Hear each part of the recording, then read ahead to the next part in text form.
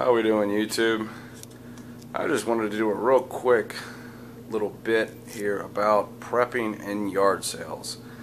I have been actively prepping now for probably about 18 months, and I've always been an avid yard sailor, and I've recently, this past year, really realized how they go hand in hand. I mean, the stuff out there is just amazing. The amount of stuff that you can bring in and the prices you pay for it is just it's insane.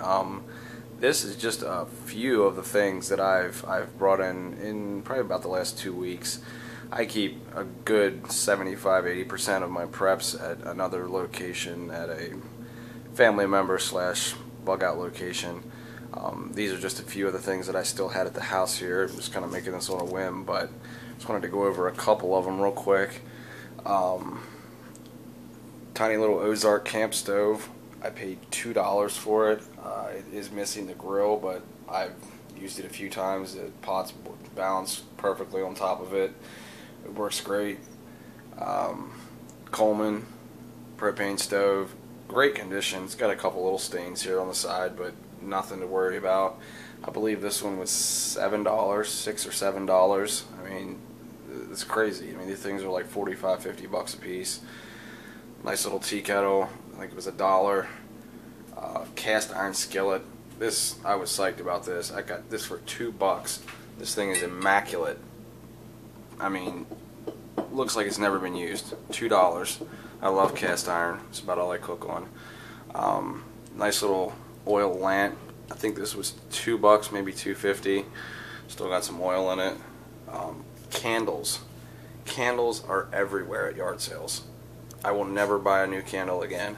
This entire box, I think, cost me around $1.50, something like that. And this is just a little taste. I have a box with probably 50, 60 pounds of candles that may have cost $10 altogether. I mean, and even like little stubby pieces, junk pieces that people would throw away.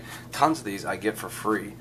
When you see a pile of free stuff, yard sale leftovers, stop and check it out. Definitely do.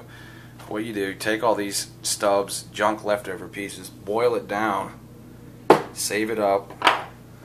Me and my daughter just made this last night.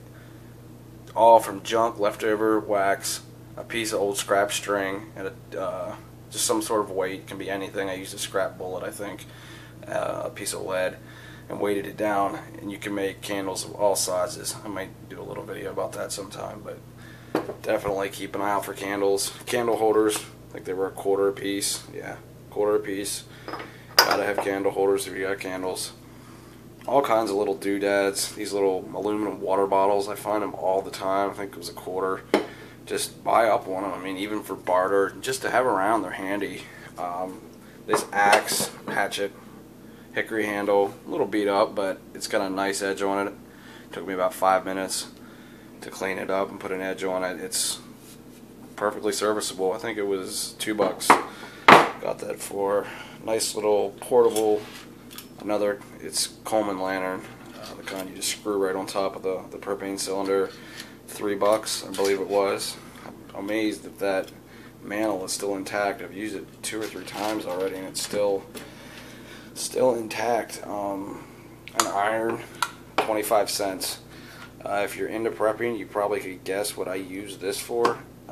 This is my Mylar bag sealing iron to replace one that I borrowed from a family member that wanted theirs back. But like I said, this is just a small sample of the stuff that I've gotten. I don't want to forget the crown jewel of my weekend of yard sailing. You're not going to believe this. This is a .50 caliber Plains percussion pistol, black powder. I paid $20 for this gun.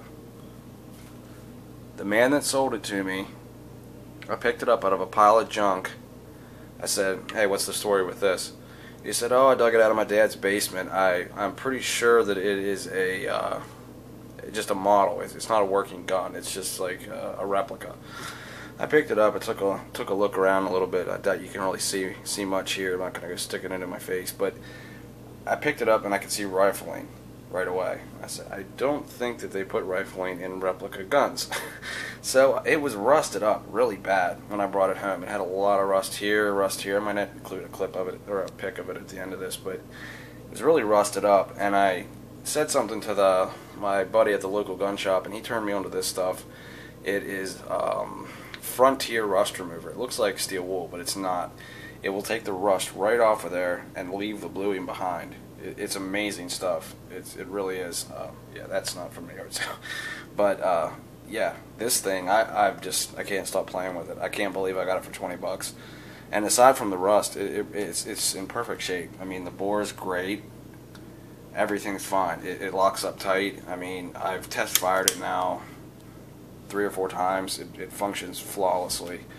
It's a fun little gun, and I can't wait to play with it some more. But yeah, if you're a prepper, go to yard sales. You will not regret it. I mean, this is 5% of the stuff that I've dug up this year, and you pay pennies on the dollar. Don't waste your money at Walmart. Go out and find stuff used.